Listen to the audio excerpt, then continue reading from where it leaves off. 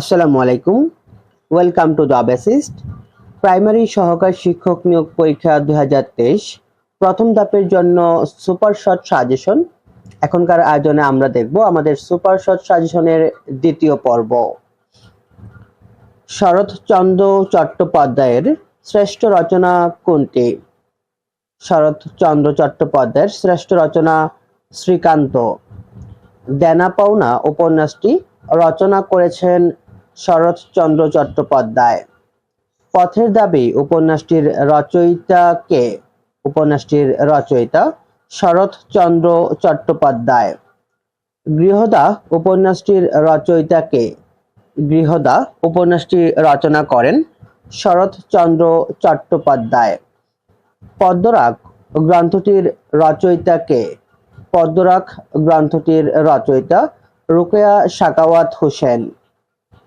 কাজী নজরুল ইসলামের প্রথম প্রকাশিত লেখা কোনটি?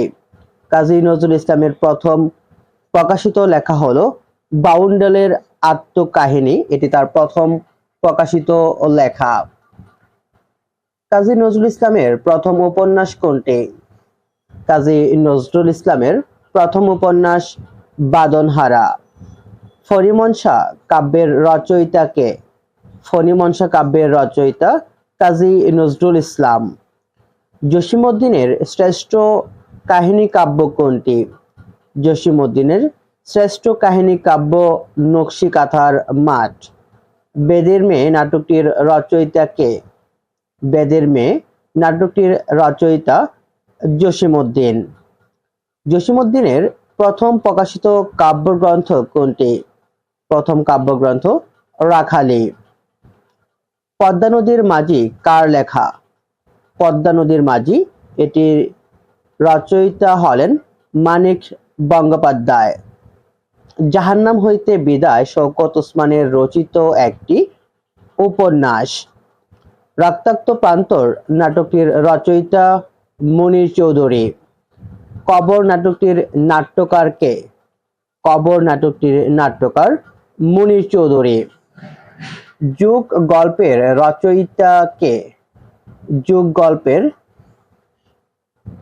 রচয়িতা হলেন আবু ইসহাক।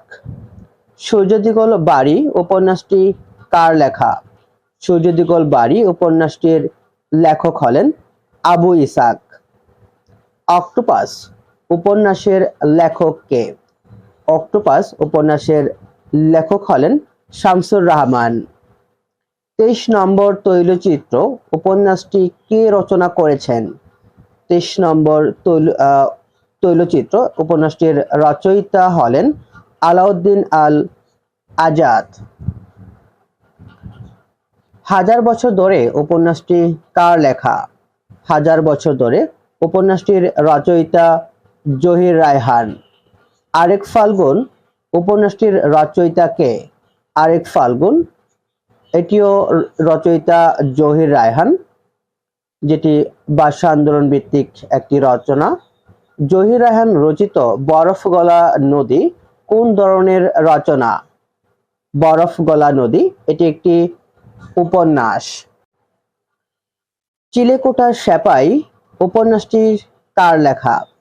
চিলেকোঠার সেপাই উপন্যাসটির রচয়িতা আখতারুজ্জামান ইলিয়াস।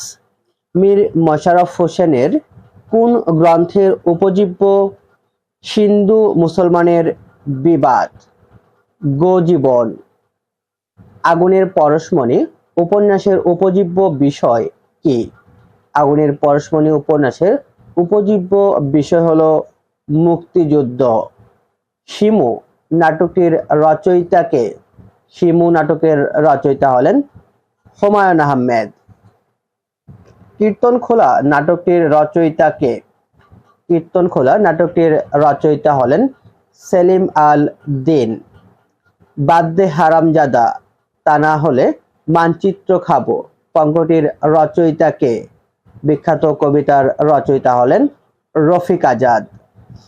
৭১-এর যিশু গল্পটির রচয়িতা কে? ৭১-এর যিশু গল্পটির রচয়িতা শাহরিয়ার কবির। তিতাস একটি নদীর নাম উপন্যাসটির লেখক কে? তিতাস একটি নদীর নাম উপন্যাসটির রচয়িতা হলেন অদ্বৈত মল্লবর্মণ। সবুজপত্র কি? সবুজপত্র এটি হলো একটি সাময়িক পত্র। দেখিনু সেদিন রেলে কুলি বলে এক বাবু সাহেব তারে ঠেলে দিল নিচে ফেলে। পঙ্ক্তির রচয়িতা কে? রচয়িতা কাজী নজরুল ইসলাম, যেটি কুলি কবিতার অংশবিশেষ। আমি বেদুইন, আমি চেঙ্গিস, আমি আপনারে ছাড়া করি না কাহারে কুর্নিশ। পঙ্ক্তির রচয়িতা কাজী নজরুল ইসলাম। এ বিশ্বকে এ শিশুর বসবাসযোগ্য করে যাব আমি। পঙ্ক্তির রচয়িতা কে? পঙ্ক্তির রচয়িতা সুকান্ত ভট্টাচার্য। কোথায় স্বর্গ কোথায় নরক, কে বলে তা বহুদূর। মানুষের মাঝে স্বর্গ নরক, মানুষেতেই সুরাসুর। পঙ্ক্তির রচয়িতা কে? এটির রচয়িতা শেখ ফজলুল করিম। ফাঁসির মঞ্চে গেয়ে গেল যারা জীবনের জয়গান, আসি অলক্ষ্যে দাঁড়াইয়াছে তারা, দেবে কোন বলিদান। পঙ্ক্তির রচয়িতা কাজী নজরুল ইসলাম। ওরে নবীন ওরে আমার কাঁচা, ওরে সবুজ ওরে অবুজ, আদ মরাদের গা মেরে তুই বাঁচা। পঙ্ক্তির কোন কবির রচনা? এটির রচয়িতা হলেন রবীন্দ্রনাথ ঠাকুর। সাম্যের গান গাই, আমার চক্ষে পুরুষ রমণী, কোনো ভেদাভেদ নাই। কবিতাংশটির রচয়িতা কে?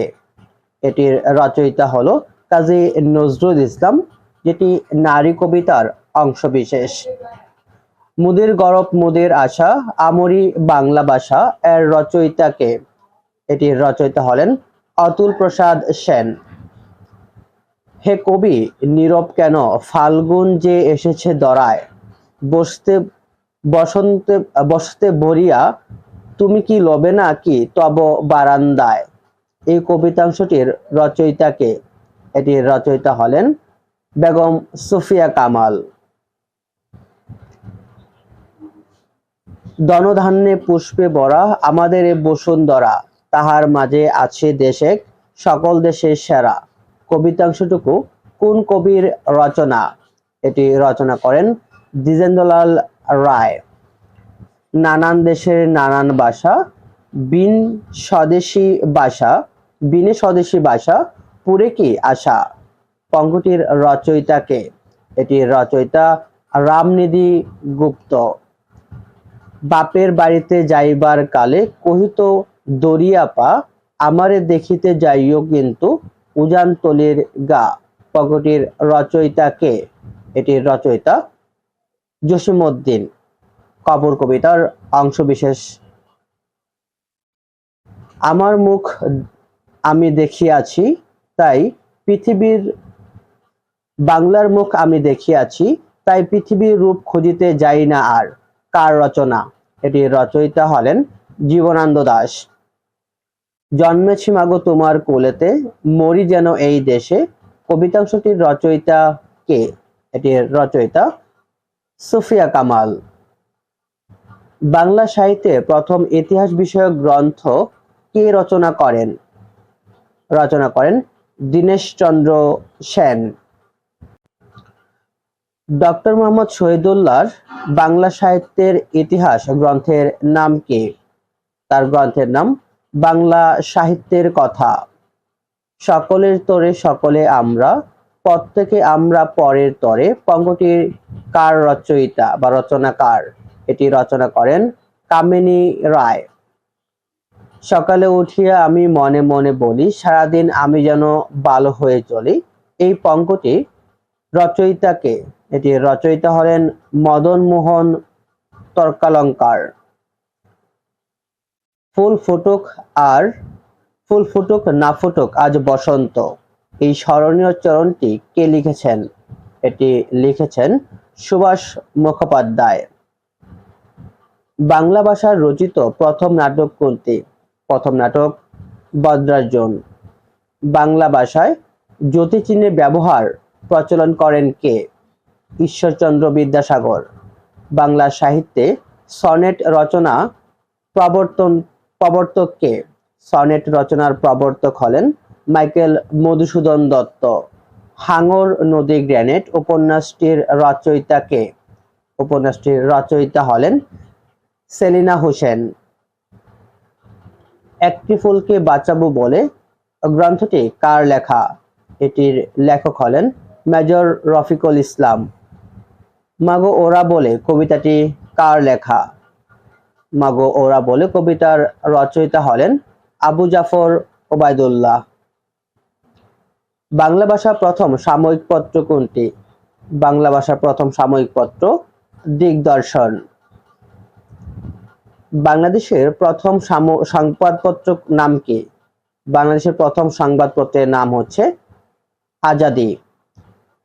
জ্ঞান যেখানে সীমাবদ্ধ, বুদ্ধি সেখানে আড়ষ্ট, মুক্তি সেখানে অসম্ভব, এই উক্তিটি কোন পত্রিকার প্রতি সংখ্যায় লেখা থাকত? শিক্ষা পত্রিকায়। বাংলা সাহিত্যে বুড়ের পাখি বলা হয় কোন কাকে? বাংলা সাহিত্যের বুড়ের পাখি বলা হয় বিহারীলাল চক্রবর্তীকে। বাংলা সাহিত্যে কাকে ছন্দের জাদুকর বলা হয়? ছন্দের জাদুকর বলা হয় সত্যেন্দ্রনাথ দত্তকে। নীল লৌহিত কার ছদ্মনাম? নীল লৌহিত এটি সুনীল গঙ্গোপাধ্যায়ের ছদ্মনাম। বাংলা গদ্যের জনক বলা হয় কাকে? বাংলা গদ্যের জনক বলা হয় ঈশ্বরচন্দ্র বিদ্যাসাগরকে। সাহিত্য সম্রাট নামে খ্যাত কোন বাংলার লেখক? সাহিত্য সম্রাট নামে খ্যাত হলেন বঙ্কিমচন্দ্র চট্টোপাধ্যায়।